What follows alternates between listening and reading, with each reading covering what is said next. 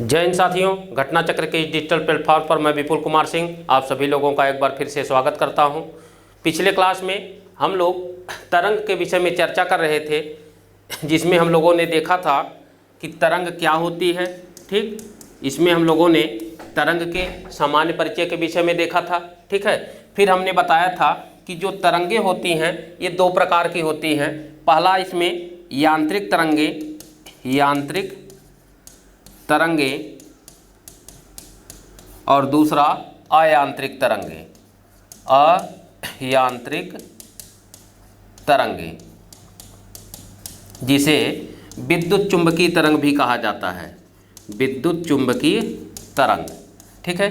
तो ये हमने आपको बताया था कि यांत्रिक तरंगे क्या होती हैं। तो हमने बताया था कि वे तरंगे जो ठोस, द्रव और गैस माध्यम में तो संचरण कर सकती हैं, लेकिन निर्वात में इसका संचरण नहीं हो पाता। ठीक है, इसके बाद हमने बताया था अयांत्रिक तरंगे। तो इसमें हमने यह बताया था कि वे तरंगे होती हैं जो ठोस, द्रव, गैस माध्यम के साथ साथ निर्वात में भी संचरण कर सकती हैं। अर्थात अयांत्रिक तरंगों के संचरण के लिए माध्यम अनिवार्य नहीं होता और यांत्रिक तरंगों के संचरण के लिए माध्यम अनिवार्य होता है। ठीक है, इसके बाद हम लोगों ने पढ़ा था कि यांत्रिक तरंगों को फिर से दो भागों में बांट दिया जाता है। इसका एक पहला भाग कहलाता है अनुप्रस्थ तरंगे और इसका दूसरा प्रकार जो था वो था अनुदैर्ध्य तरंगे।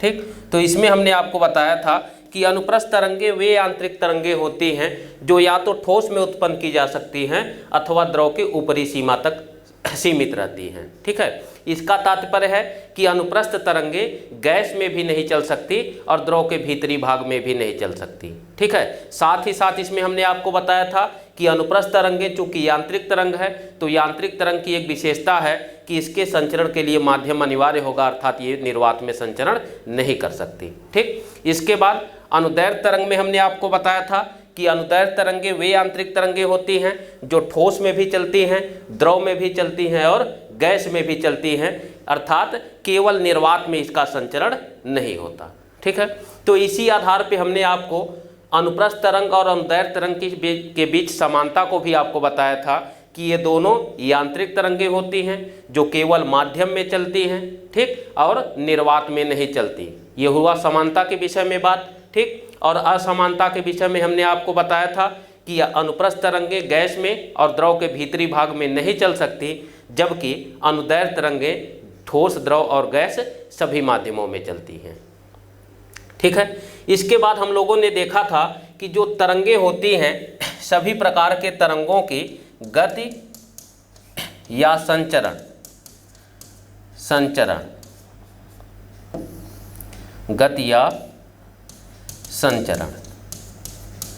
ठीक, तो इसमें हमने आपको बताया था कि जो यांत्रिक तरंगे होंगी उसमें अगर हम बात करें अनुप्रस्थ तरंगों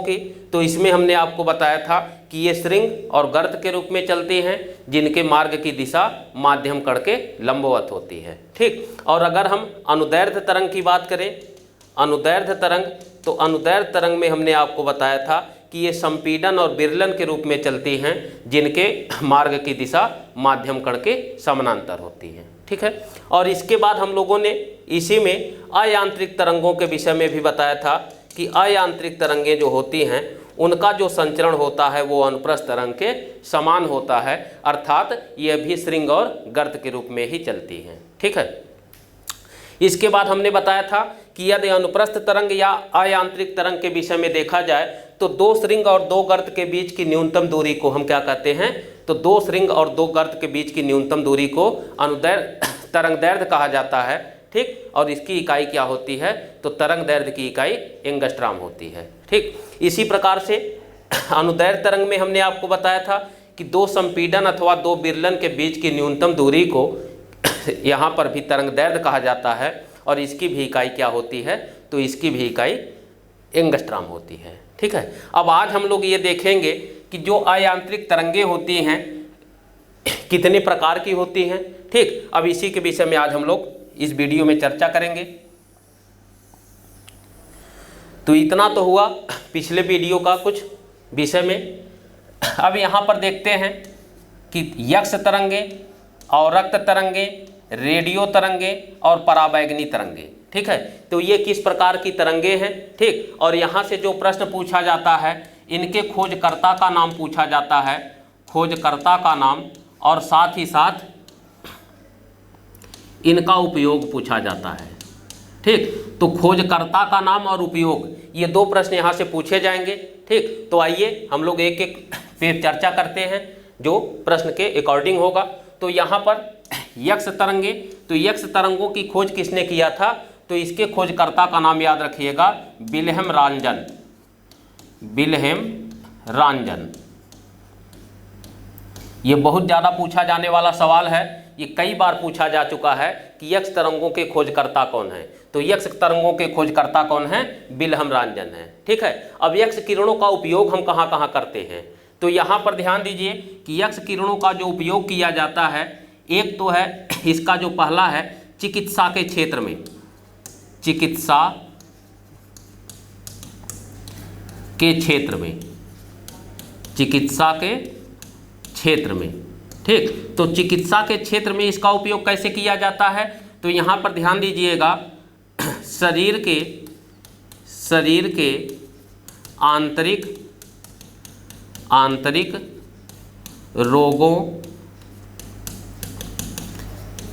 रोगों की जांच करने में,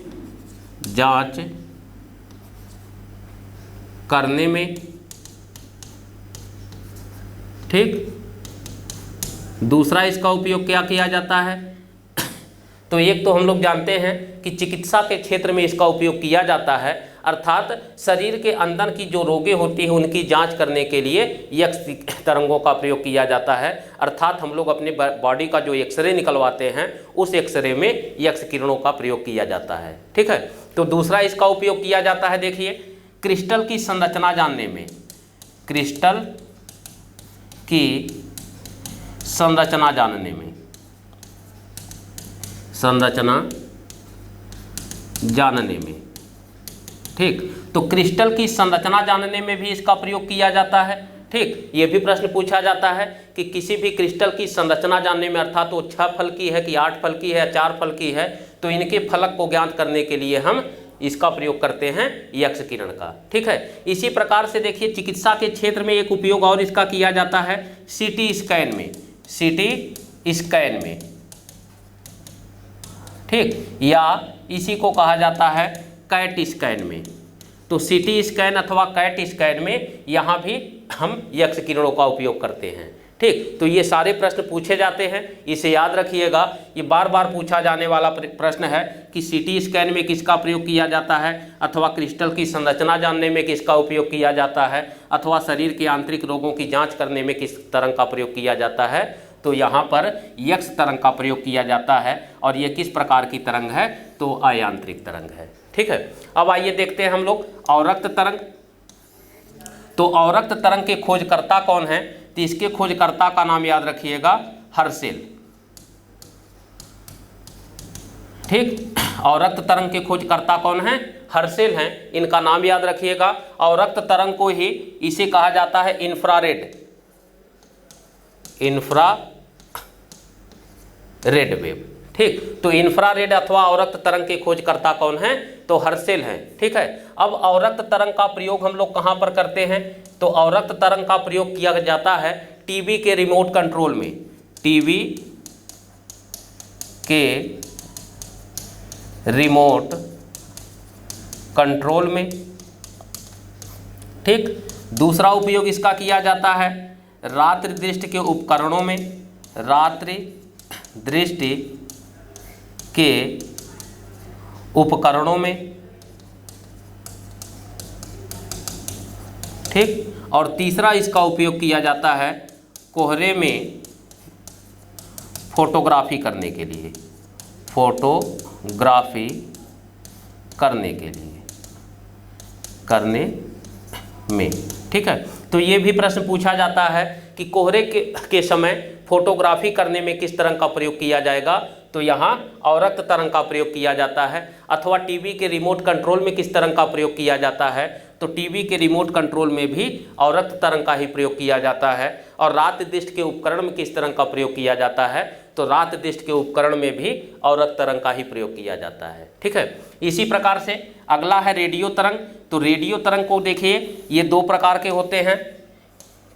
जो रेडियो तरंगे हैं ये दो प्रकार की होती हैं।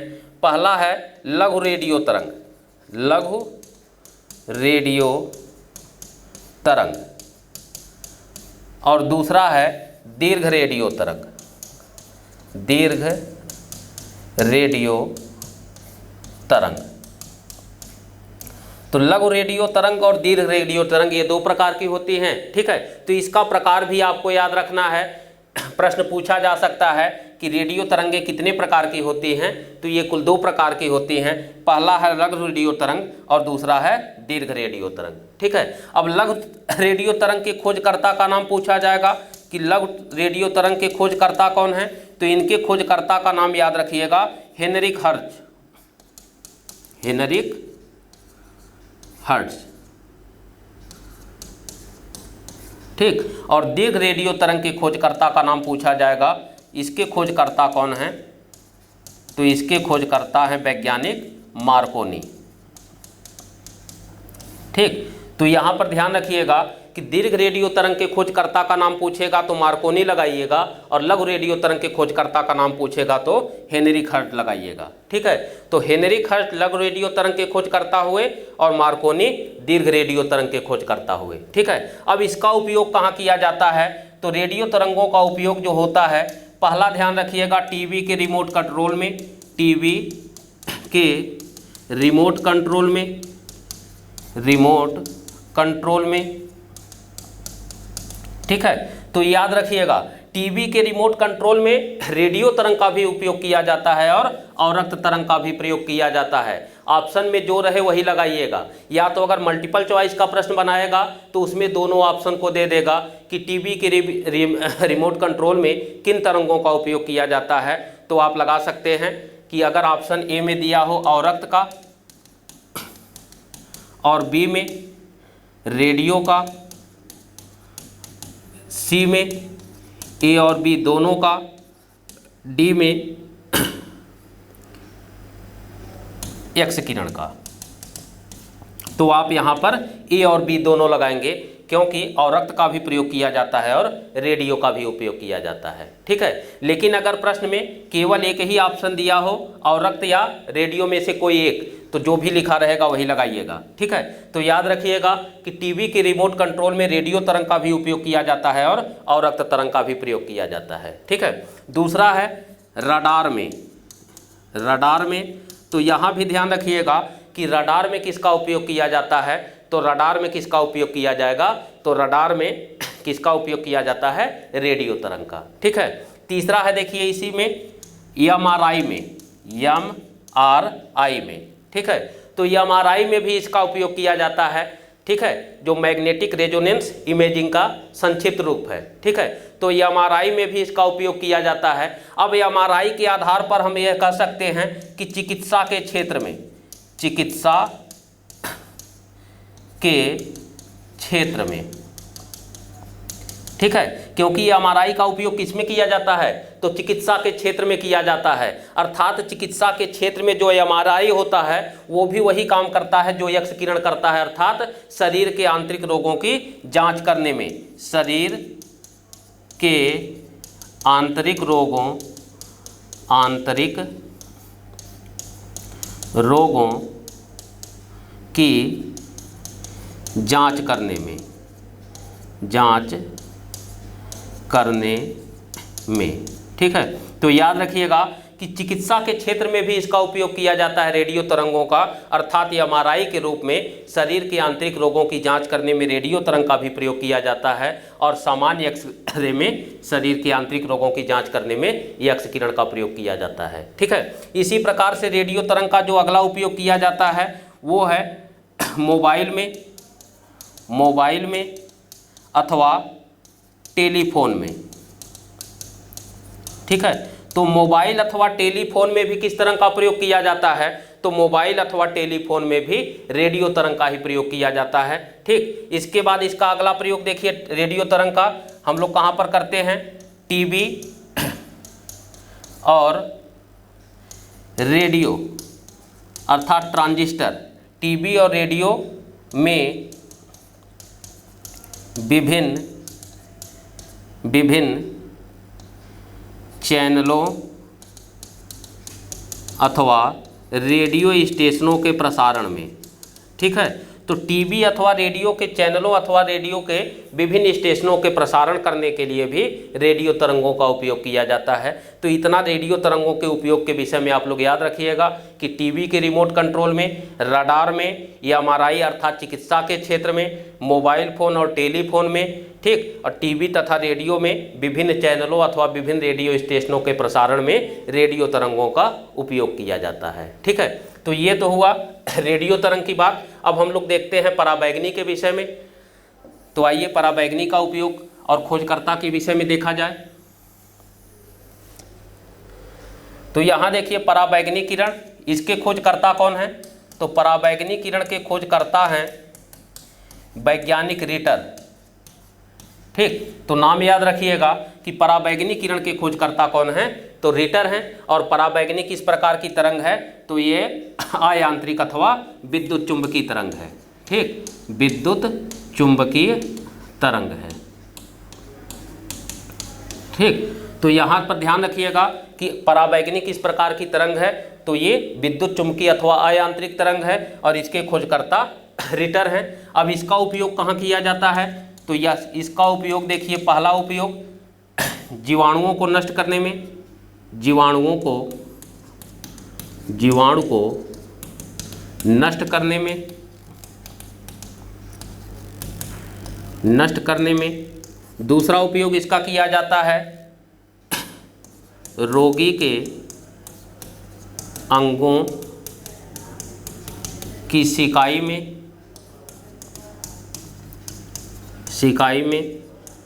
तो यहाँ पर देखिए रोगी के अंगों की सिकाई में, अर्थात जब हमको कोई रोग होता है, चोट लग जाती है, तो हम क्या करते हैं? सिकाई करते हैं। तो उस सिकाई में कहीं न कहीं पराबैंगनी किरण का भी प्रयोग किया जाता है। ठीक है, तो इस प्रकार से अगर हम रोगी के अंगों की सिकाई की बात करें तो यहाँ पर हम ये कह सकते हैं कि चिकित्सा के क्षेत्र में, ठीक, तो चिकित्सा के क्षेत्र में और जीवाणुओं को नष्ट करने आदि में हम पराबैंगनी किरण का उपयोग करते हैं। ठीक है, अब यहाँ पर ध्यान रखिएगा, एक किरण यहाँ पर और है गामा किरण। तो गामा किरणें भी अयांत्रिक तरंगे होती हैं और इनके खोजकर्ता कौन हैं? तो इनके खोजकर्ता बेकुरल हैं। ठीक, तो गामा किरणों के खोजकर्ता कौन हैं? बेकुरल हैं। ठीक, इसे याद रखिएगा, गामा किरणों के खोजकर्ता का प्रश्न आपसे पूछा जा सकता है। तो इसके खोजकर्ता का नाम पूछे तो बेकुरल लगाइएगा। और इसका उपयोग कहाँ किया जाता है? इसका उपयोग देखिए, पहला है धातु के चद्दरों को काटने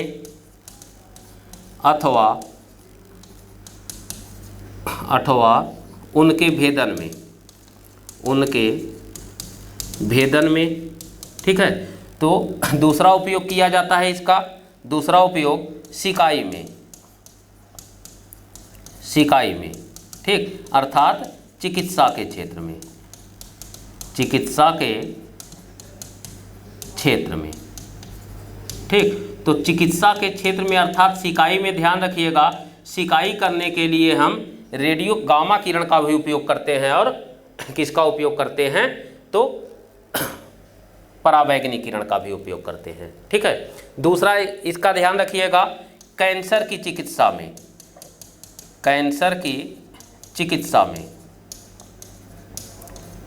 ठीक, कैंसर की चिकित्सा में अर्थात ट्यूमर को नष्ट करने में। ठीक है, तो यहाँ पर कैंसर की चिकित्सा अथवा रोगी की सिकाई करने में और धातु के चद्दरों को काटने अथवा उनके भेदन में हम गामा किरण का उपयोग करते हैं। ठीक है, अब कैंसर की चिकित्सा से देखिए एक प्रश्न और आपसे पूछा जाता है कि कैंसर की चिकित्सा में या कैंसर रोग के उपचार में किस प्रकार के रेडियो आइसोटोप का प्रयोग किया जाता है। तो यहाँ पर ध्यान रखिएगा कि कैंसर के उपचार में कोबाल्ट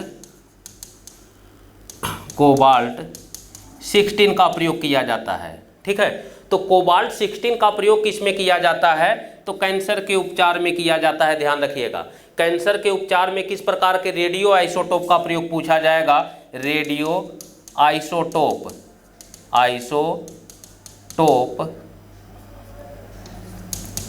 या समस्थानिक।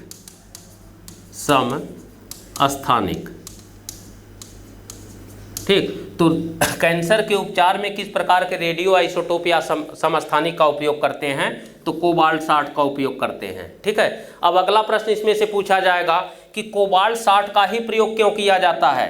ठीक, कोबाल्ट 60 का प्रयोग क्यों किया जाता है, तो इसका उत्तर क्या होगा, क्योंकि कोबाल्ट 60 में गामा किरणों की प्रचुरता होती है। ठीक, अब गामा किरणों की विशेषता क्या है, तो गामा किरणों की विशेषता होती है कि ये ट्यूमर को नष्ट करने की क्षमता रखते हैं और कैंसर का उपचार जो होता है उसमें ट्यूमर को ही नष्ट किया जाता है। अर्थात गामा किरणों का उपयोग हम कैंसर की चिकित्सा में इसीलिए करते हैं क्योंकि ये ट्यूमर को नष्ट करता है और ये कोबाल्ट 60 में पाया जाता है प्रचुर मात्रा में, इसीलिए हम कैंसर के उपचार में कोबाल्ट 60 नामक रेडियो आइसोटोप का उपयोग करते हैं। ठीक है, तो ये भी प्रश्न आपसे गामा किरण के विषय में पूछा जाता है और ये भी पूछा गया है कई बार कि कैंसर के उपचार में किस रेडियो आइसोटोप का प्रयोग करेंगे। लेकिन अब यहाँ पर ध्यान रखिएगा, अगर ये बात कैंसर के विषय में पूछा जाए तब तो कोबाल्ट 60 लगाइएगा, लेकिन अगर यहीं पर रक्त कैंसर के विषय में पूछ ले, ब्लड कैंसर, ठीक, तो रक्त कैंसर में किस रेडियो आइसोटोप का प्रयोग किया जाएगा, तो रक्त कैंसर में हम कोबाल्ट 60 का उपयोग नहीं करते बल्कि यहाँ पर हम फास्फोरस 32 का प्रयोग करते हैं, फास्फोरस 32। ठीक है, तो रक्त कैंसर के उपचार में अगर पूछा जाए कि रक्त कैंसर के उपचार में किस रेडियो आइसोटोप का प्रयोग किया जाता है, तो उसका जवाब होगा फास्फोरस 32 का उपयोग किया जाता है। ठीक है, तो इतने प्रश्न यहाँ से याद रखिएगा। अगर प्रश्न कैंसर के विषय में पूछे तो यहाँ पर कोबाल्ट 60 का प्रयोग किया जाता है। अब प्रश्न पूछे कि कोबाल्ट 60 का प्रयोग क्यों किया जाता है, तो इसका जवाब देंगे क्योंकि इसमें गामा किरणों की प्रचुरता होती है। ठीक, गामा किरणें प्रचुर मात्रा में पाए जाते हैं, इसीलिए कोबाल्ट 60 का प्रयोग किया जाएगा। ठीक है, और कोबाल्ट 60 का प्रयोग अन्य किन स्थानों पर किया जाता है, तो इसका उपयोग हम कहाँ करते हैं, तो इसका उपयोग हम धातु के चद्रों को काटने अथवा उनके भेदन में करते हैं, रोगी की सिकाई अर्थात चिकित्सा के क्षेत्र में करते हैं, कैंसर की चिकित्सा अर्थात ट्यूमर को नष्ट करने में किया जाता है। ठीक है, अब प्रश्न पूछा जाएगा कि धातु के मोटे चद्रों को काटने अथवा उनके भेदन में गामा किरणों का प्रयोग क्यों किया जाता है। ठीक है, हमने ये तो बता दिया कि गामा किरण का उपयोग धातु के मोटे चद्रों को काटने अथवा उनके भेदन में किया जाता है। अब अगला प्रश्न ये भी पूछा जा सकता है कि क्यों किया जाता है। ठीक, उसका रीजन क्या है, तो उसका मुख्य रीजन ये है कि गामा किरणों में सर्वाधिक ऊर्जा होती है, सर्वाधिक ऊर्जा होती है और जितना ज़्यादा ऊर्जा होगा उसके कारण इनकी भेदन क्षमता सर्वाधिक होती है। ठीक, तो इनकी भेदन क्षमता सर्वाधिक होने के कारण ही अर्थात सर्वाधिक ऊर्जा होने के कारण ही इसका उपयोग हम धातु के मोटे चद्रों को काटने अथवा उनके भेदन में करते हैं। ठीक है, ये भी प्रश्न पूछा जा सकता है आपसे कि किस प्रकार के आयांत्रिक तरंग में सर्वाधिक ऊर्जा होती है अथवा उनकी भेदन क्षमता सर्वाधिक होती है, तो उसका उत्तर भी क्या होगा, गामा किरण की भेदन क्षमता सर्वाधिक होती है अर्थात उसमें ऊर्जा सर्वाधिक मात्रा में संचित रहती है। ठीक है, तो इतने प्रश्न यहाँ से आपसे आयांत्रिक तरंगों के विषय में और पूछा जा सकता है। तो इस प्रकार से आज की इस वीडियो में तरंग का ये टॉपिक समाप्त हुआ। ठीक है, मिलते हैं नेक्स्ट वीडियो में एक नेक्स्ट टॉपिक के साथ। वीडियो अच्छा लगा हो तो लाइक करिएगा, शेयर करिएगा और हमारे चैनल को सब्सक्राइब करना मत भूलिएगा। घटना चक्र परिवार के साथ जुड़े रहने के लिए धन्यवाद। जय हिंद साथियों।